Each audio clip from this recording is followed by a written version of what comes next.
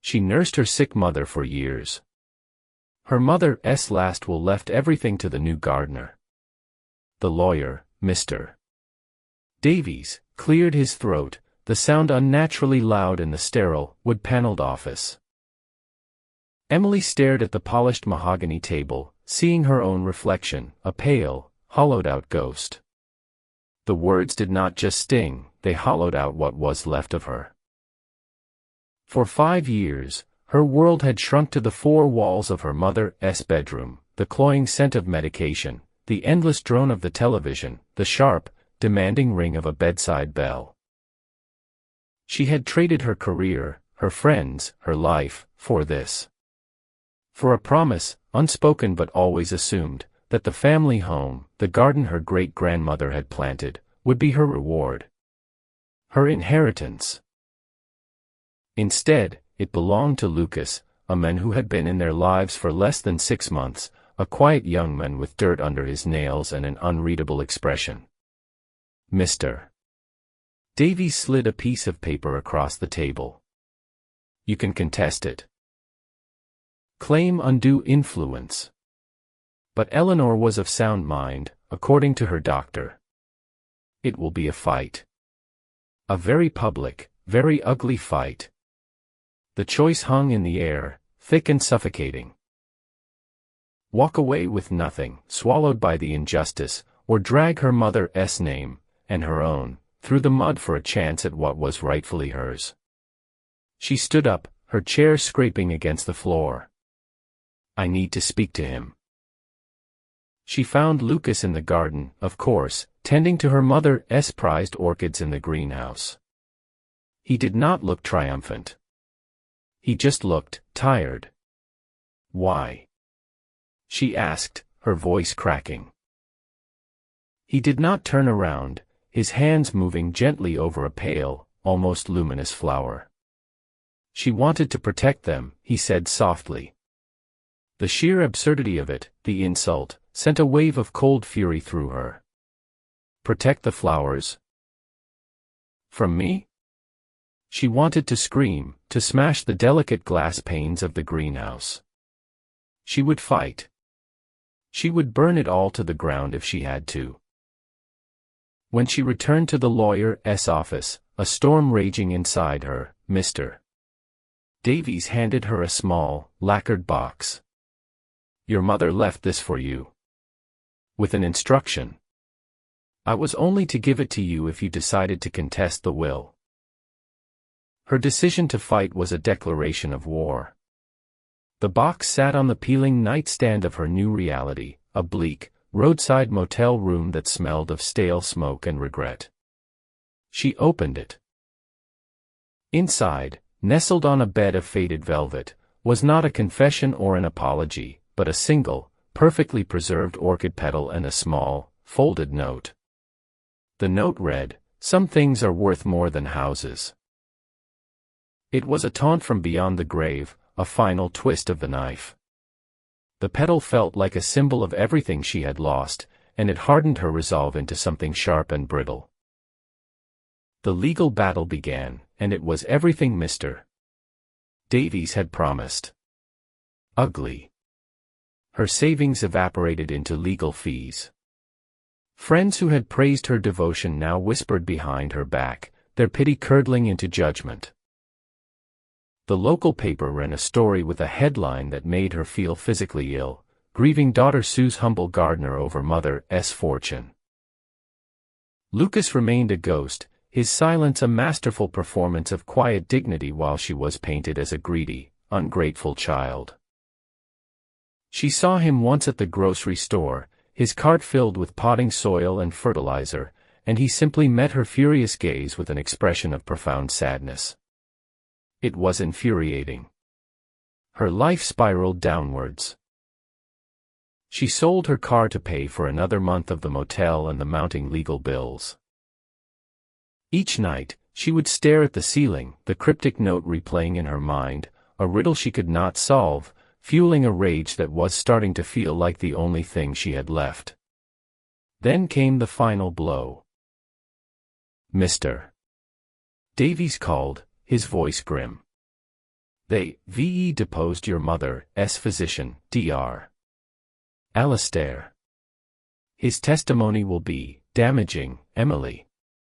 He prepared to testify about Eleanor's mental state, her clarity, and about conversations they had concerning you. The threat was clear. They were going to destroy her, not just in court, but as a person. She was standing at the edge of a cliff, and the fall felt endless. That night, she could not sleep. The thought of Dr.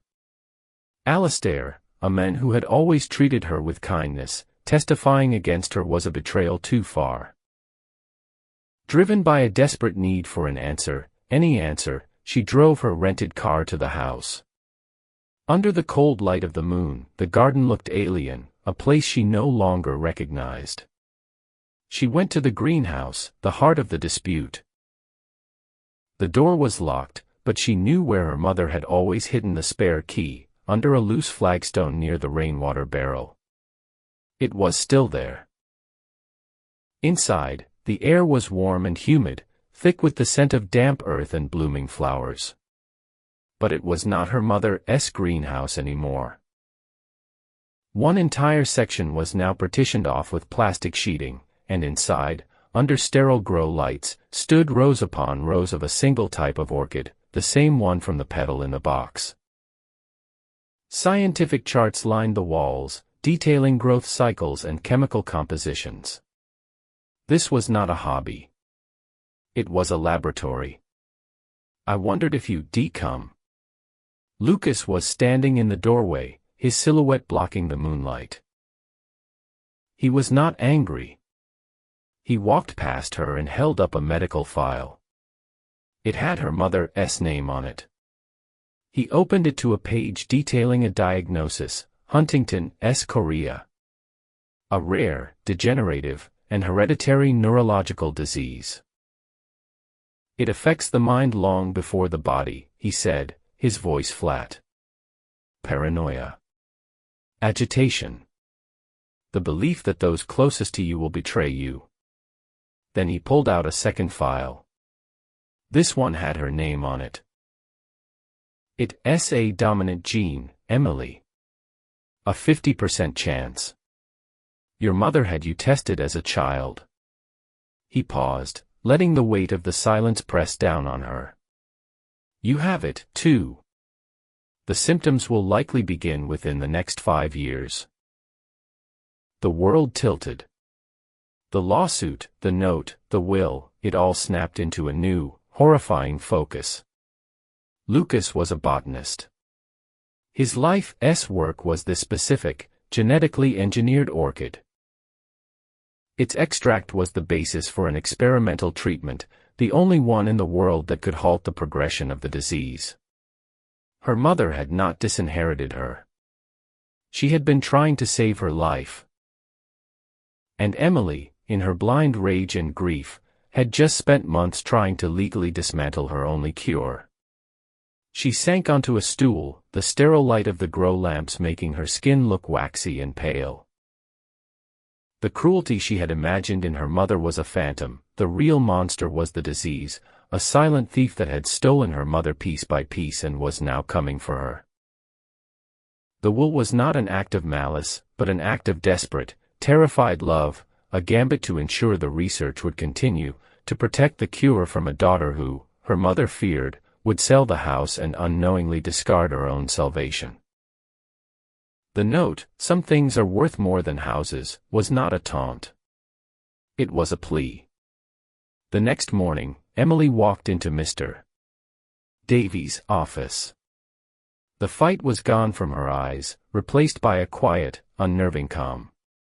"Drop the case," she said. Immediately. She did not offer an explanation. She did not need to.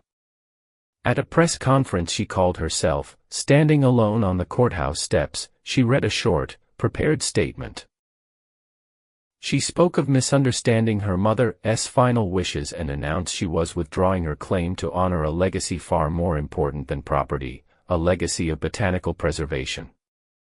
The narrative did not just flip, it evaporated. There was no more villain, no more victim. There was only a daughter, finally at peace. She never set foot in the house as a resident again. Instead, she became a frequent visitor to the greenhouse. Lucas taught her how to pollinate the delicate blossoms, how to monitor the nutrient levels, how to care for the fragile plants that held her future in their roots. One afternoon, as they worked in comfortable silence, she looked at her hands, covered in the same rich soil her mother had once worked.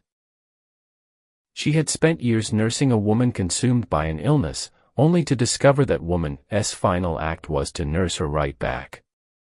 She had lost a home she thought she was owed, only to be given a life she never knew she would have to fight for.